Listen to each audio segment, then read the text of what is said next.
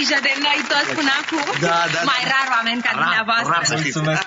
Dar acum să știți că trebuie să vă grăbiți la cursul de exerciții pentru naștere. Logodnica mea se supără dacă întârziați și...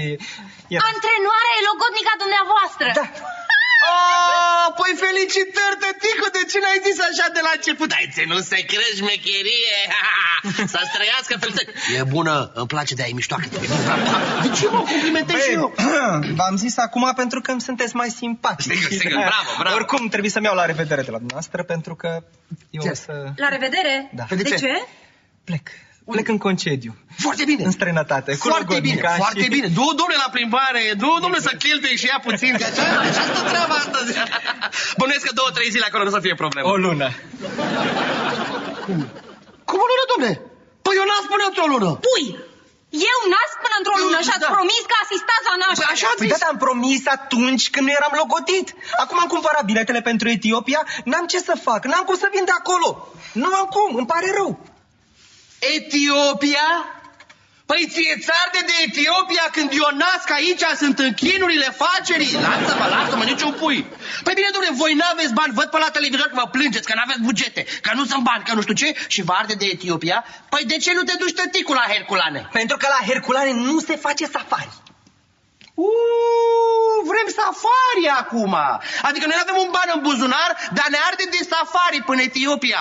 Păi de ce nu vorbești, nene, cu mine? Că am un văr aici lângă București. Da, Jenel. Jenel, exact. E un băiat senzațional. Organizează vânători la pac-pac iepuri, pac-pac prepelițe. Senzațional. Vin și ține dacă nu-i nimeriți. E un băiat fantastic. Te duci acolo, împuști iepuri, împuști prepelițe, dar până seara ești înapoi acasă fără pericol. Și a doua zi când te sună Mandea, înțelegi? Și zic, alo, domn doctor, vezi că nasc? Tu vii și mă naști, că de-aia te-am luat. Sunt băiat mare, mă descurc. Bine. Și eu? Eu ce fac? Nasc singură. Nu o să naști singură, vorbesc cu Tănăsescu. Nici o problemă, se rezolvă. Cu cine? Cu bețivul ăla. Păi ăla e în stare să vină beat la operație, la naștere. Și cum eu am 2 gemeni, o să vadă 4 copii și o să fugă de frică. Relaxați-vă pe bune, exagerați. O să fie totul în regulă. Bun, ok, o să fie în regulă. Dar, acum, iertați-mă, dar îndrăznesc să mă bag și eu puțin în viața dumneavoastră. De unde știți că e bine ce faceți? Adică să plecați cu fata asta în Etiopia o lună de zile, nu o cunoașteți, nu știți ce factură e, adică mă înțelegeți, să nu vă pripiți. Nu mă pripesc. Da? Știu unde stă. Îi cunosc părinții? Bun. Știu ce planuri de viitor are? Bun. Crezi că e destul? Nu! Nu? În Anglia o femeie și-a pușcat soțul după 6 ani. Auzi, ia hai să plecăm. Nu știu ce mă cert, eu mă enervez cu omul ăsta. Dânsul are în cap safari, Etiopia, lasă-l, domnule, pace. O să ne găsim alt doctor, mulțumim frumos. Hai. Nu vă salut. Salut! Dar ce e cu voi? Adică de ce vreau să spun de ce sunteți atât de îngrijorați? Nu sunteți bine? Ba, noi suntem bine, doctorul nu. Pleacă cu logodnica în concediu o lună. Cum o lună? Păi tu naști într-o lună. Mie-mi spui. Trebuie neapărat să-l oprim. Da, crezi că n-am încercat? Da, tipul este nebunit după antrenoarea aia de exerciții fizice, ce e logodnica lui. Stop! Am o idee. Îi înscenăm tipei o legătură, îi facem o poză cu așa zisul amant, el o să se certe cu ea și pac-pac, nu mai pleacă la pac-pac. Foarte tare! Auzi, de unde găsim noi amantul ăsta? Amant, da. Jenel ăsta care... Nu mă, da, ăla... Sărotovărul Sandu. Măi, pentru binele nepoților mei, o să mă dau eu la ea. Și hai toată lumea. 1, 2, 3, 4. 1, 2, 3, 4. Auzi, bă, deci cum mă apropii de ea, pac, hai să-l șef cu postă, da? Da. Clar? Da. Ok, fii atent. Pornesc. Irina! Ce faci, dragă, aici? Ce faci? Ce să fac? Nu stric planul, sunt și eu clientă oarecare și am venit la fitness. Auzi? Care e? Antrenoarea? Asta. Bunăciunea asta? Măi, Irina, te rog frumos, mă închim, mai bine tu te. Auzi? Asta că nu mai plec nicăieri. Irina, de ce nu înțelege doar un plan, dragă? Facem câteva poze și gata, am plecat. Dar ce ai, dragă, cu ea? Ce ți-a făcut? Speram să fie mai bătrână și mai... Uite că nu este. Auzi, știi ce? Dacă nu suporți acțiunea, mai bine mă aștept să afară. Lasă-mă în pace. Hai, gata, că m-am cumințit. De gata, sunt cu minte. Am un plan aici. Bine, hai. Uite, la plan. Scuză-mă că te deranjez, dar nu știu unde sunt gantrele cele mai grele. Sunt chiar în fața ta. Iată-le. Să știi că nu le-am văzut din cauza ta. Deci astea sunt, da.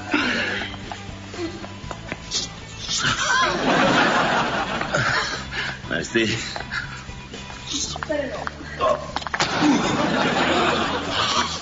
Eu nu mai suport să văd cum te rai pe lângă matra cu casa. Denunțăm la plan. Cum să denunțăm, dragă, la plan? O facem pentru binele gemenilor. Bune, din ce-or fi ăștia că m-au rupt, frate. Ce cauți, mă, aici? Cine te-a chemat, mă, la sala de fitness? Tu, ce cauți, mă, cu haltele astea, că te faci de râs? Bă, noi avem un plan aici. Ce cauți atât de aproape de el, Irina? Ce cauți? Nu mai avem niciun plan pentru că tocmai am renunțat la el. Bă, ce vorbești? Tu ai nebunit? Bă, copii, mă, ce facem cu nașterea? Spuneți-mi repede. Las că găsim un alt medic, că nu o fi ăsta cel mai bun din țară. Hai, mergem acasă. Hai, nu merg nicăieri. Să știi că eu nu-mi las fratele la greu. Bine? Bine că a plecat odată.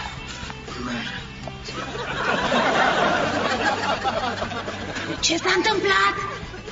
Sorul asta e o tâmpiță. Era să ne strice planul cu gelozia ei. Mai cu viață, mai cu viață! 1, 2, 3, 4. Ce s-a întâmplat? A spus ceva? Nu.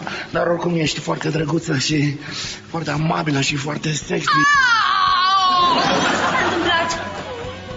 Am o crapă! Iar soțul meu m-a trimis cu autobuzul la spital. Cum e posibil așa ceva? Nu, să știi. Du-te mai repede și du-l la spital. Hai, mai repede, du-te. O duc. Frate tău e cel mai mare pămpălău. Ce să spun, că sorta e vreo brează. Cristi, e vină coci. Băi, fii atent. Dă-te tu la antrenoare puțin, că Bobo trebuie să-ți facă o poză. Hopa, șmecherie, zic care e șpilul. Nu e mai niciun șpil. Îmi trebuie o poză compromițătoare pentru un doctor, înțelegi? Deci stai că n-am înțeles, îți trebuie o poză cu mine sau o radiografie? Bă, lasă tâmpenile. Tu dă-te la antrenoare, că după aia fac eu o cinste grasă, înțelegi? Zi, tăticu, așa. Intră băiatul în acțiune acum. Hai, bagă. Dar ce s-a întâmplat? Ce-ai? Nu vedeți că toate gravidele sunt cu soții lor? Numai eu sunt singură. Sărmâna, mă scuzați. Bogdan mă cheamă. Dacă vreți, pot să vă ajut eu ca să nu vă simțiți singură. Mulțumesc. Hai, ușor. Ce s-a întâmplat? M-a luat un junghi îngrozitor, uite. Stai, îți fac eu masaj. Aici? Acolo. Ce bine. E mult mai bine, așa? Bobo, pus! Bobo, te omor, poza! Ei sunt prietenii mei, Simona și Oachi, ea e Lori. Hello. Bună. Dar de ce ești supărată? Mă rog, e o poveste mai lungă. Or să vină ai mei și or să vadă că sunt însărcinată. Și atunci or să afle că tatăl copilului m-a părăsit. Ei, lasă că nu ești nici prima și nici ultima care pățești așa ceva. Părinții mei sunt de modă veche și nu or să mai îmi dea nici apartamentul. Ce apartament? Mă rog, este vorba despre un apartament care acum este în renovare și eu trebuie să mă mut în el peste câteva luni. Și m-am săturat și de căminul ăla. Apartament în București. Auzi? Ce zice dacă ne-am spune părinților tăi că eu sunt tatăl copilului? Ce? Nu, doar așa de fațadă până pleacă ei acasă. Voi, să știi că asta e o idee bună. Nu știu cum să-ți mulțumesc. Lasă, găsim noi o soluție. Băi, eu trebuie să plec. Mulțumesc că m-ați ascultat. Te pup, Bobo. Pa! Te țuc. Nu e așa că e cea mai frumoasă fată pe care ați văzut-o vreodată? Ba da, Bobo, e foarte frumoasă. Dar un pic gravidă? Și ce? Oricum, altă fată nu s-a uitat la mine. Plus de asta am pus 2 iepuri deodată. Adică am o prietenă care, mă rog, e gravidă cu altul, nu contează, și am și unde să stau, că de asta m-am băgat în toată problema asta. Aha, deci de fapt gestul tău plin de generozitate este de fapt plin de materialism. Politicianule. Material girl.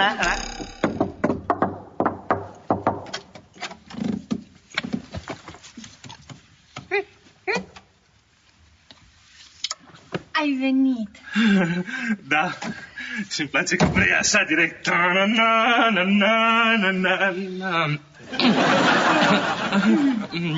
El e tăticuțul meu, ea este mama mea, iar el este Bobo, iubitul meu. Să fie într-un ceas bun, copii. Îmi pare bine. Asta e pentru că ai lăsat-o gravidă pe fiica mea. Și asta pentru că o să aveți un copil. Ia loc, tinere, să stăm de vorbă. Nu, mai bine stau aici în picioare. Mă scuzați un moment. Lasă-mă cu fotografiile tale.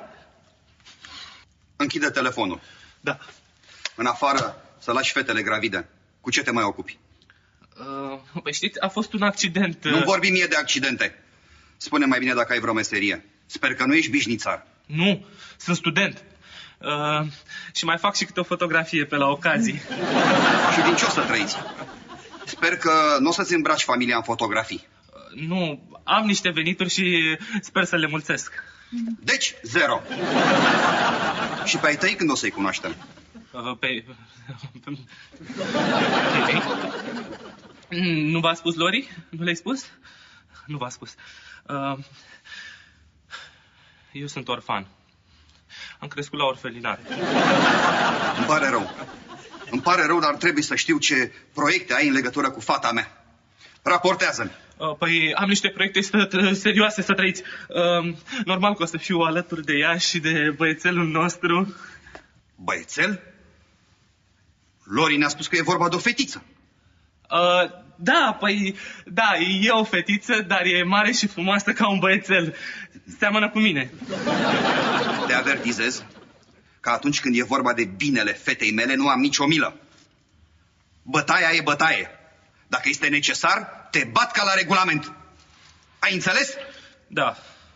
Nu, da. Unde-i disciplina? Când îți spun ceva, tu răspunzi. Am înțeles, tată, socrule. Repetă. Am înțeles, tată, socrule. Să trăiți. Bine, mă. Hai, pe loc repauz.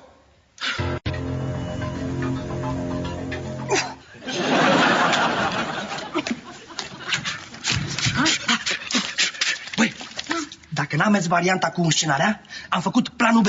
Am scos poze cu Etiopia. Uite, sunt calde. Acum l-am luat de la imprimant. Și crezi tu că dacă vede pozele astea nu mai pleacă? Păi uite-te, puiule, ce sărăcie aici, ce mizerie. Păi crezi că se poate mânca civilizat în țara asta?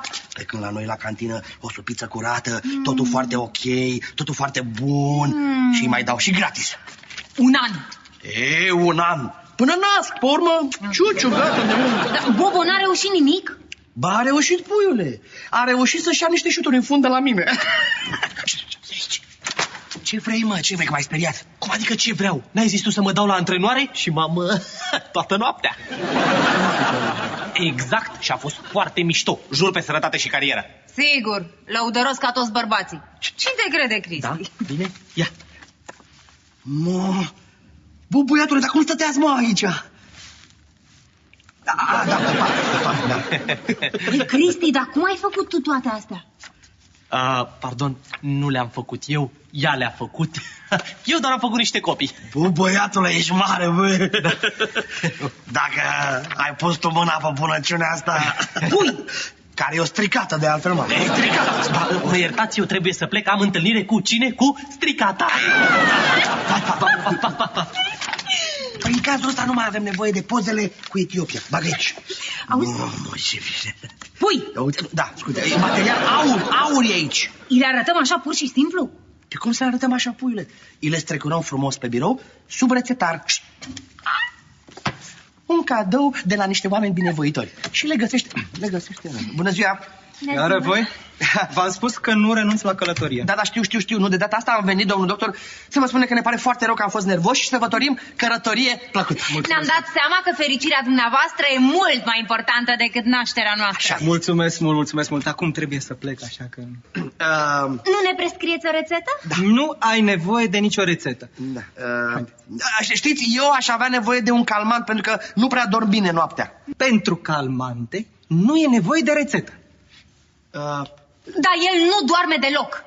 Foarte prost dorm, să știți, îmi trebuie un calmant forte, adică ceva care să mă țină... Dacă-ți scriu o rețetă, te liniștești? Da, și plecăm, promit că plecăm. Îmi dați o rețetă cu un calmant forte și plecăm imediat.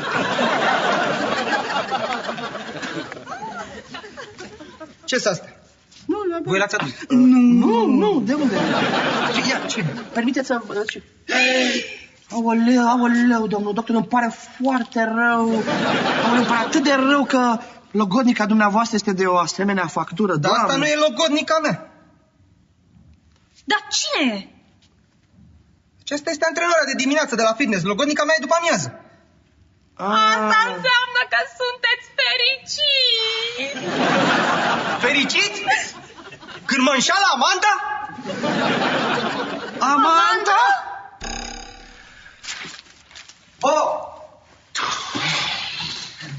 Ce vreți, mă? Plecați!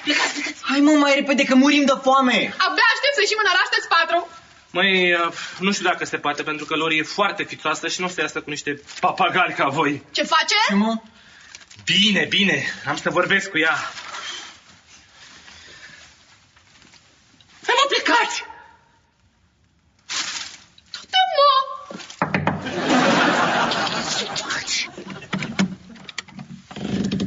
Bună dimineața, frumusețea mea! Lumina mea! Spune repede ce vrei. Păi am venit să-ți urez bună dimineața, să-ți aduc aceste flori cadou, să-ți bucure ziua și să te invit în oraș. Tu n-ai înțeles că între noi nu poate fi nimic? Cum adică după tot ce a fost? Ce a fost? N-a fost nimic. A fost doar așa o fațadă față de părinții mei pe care tu singur ai propus-o. Adică tu calci în picioare sentimentele mele fragile? Nu tu te-ai oferit? Gata. S-a terminat rolul. Adio. Într-adevăr, Bobo, foarte ficioasă fata, dacă nici măcar pe tine nu te-a acceptat în cer cu ei. Joacă dur. Bun, ea a vrut-o. Îmi sun socrii.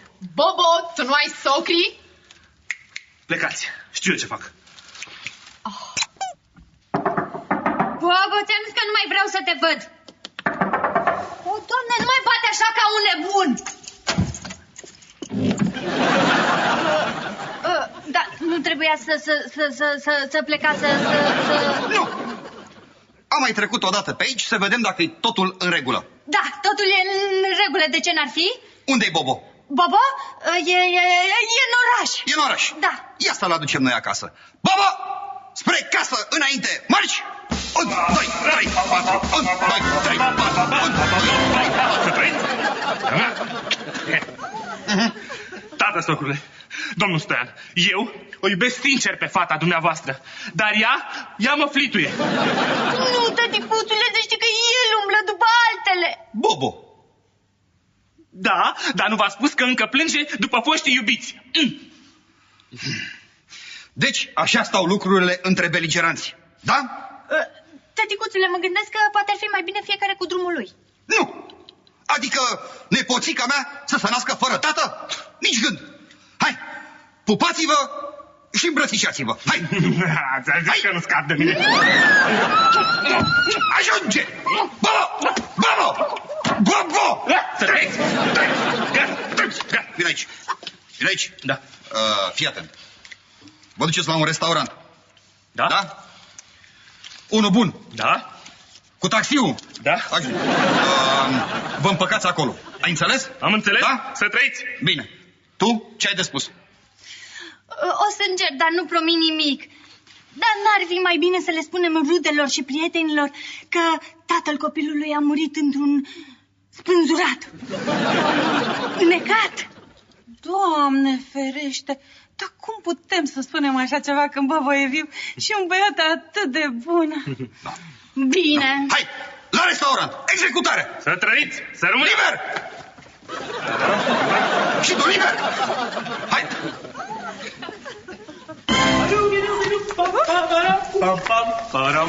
Vrea zeița mea niște apiță? Ce iuți? Haide. Lasă-mă în pace și ieși de aici. Uite, Lori, pupă-mă ca să vadă lumea că suntem împreună. Haide. Lori? Tony? Lori, ce cauți cu umflatul ăsta? Alo, eu sunt iubitul ei, da? Idiotule. Da? Și eu sunt tatăl copilului ei, băi, băule. Deci tu ești nemernicul. Află că ai pierdut o fată extraordinară. Lori, dacă încerci să mă faci gelos, află că tocmai ai reușit. Un pic atenție, pensionarii și gravidele față la perete, urmează un pic de sânge. Ne place, noi ne uităm la Chiwan. Dați-i drumul.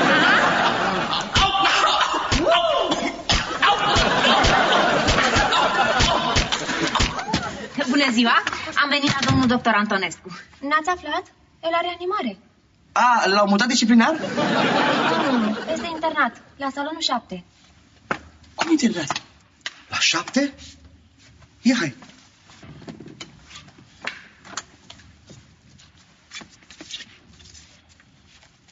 Domn doctor? Domn doctor? Care ești, domnul? Asta e. Domnule doctor, ce ați pățit? A aflat logodnica de amantă și uite în ce hal am ajuns. Să știți că nouă ne pare extrem de rău că ați ajuns în halul ăsta, dar asta înseamnă totuși că rămâneți în țară și că o să asistați la naștere. În țară rămân? Dar cum să asist la naștere când stau o lună în spital? Asta e. Se putea să avem noi noroc. Ui! Scuze. Putane, ce-ai făcut, mă? Ce-ai făcut? De ce nu ești atent? Băi, habarnistule, tu ai idee câți bani se fac din cerșetorie, zi? Hai la poză!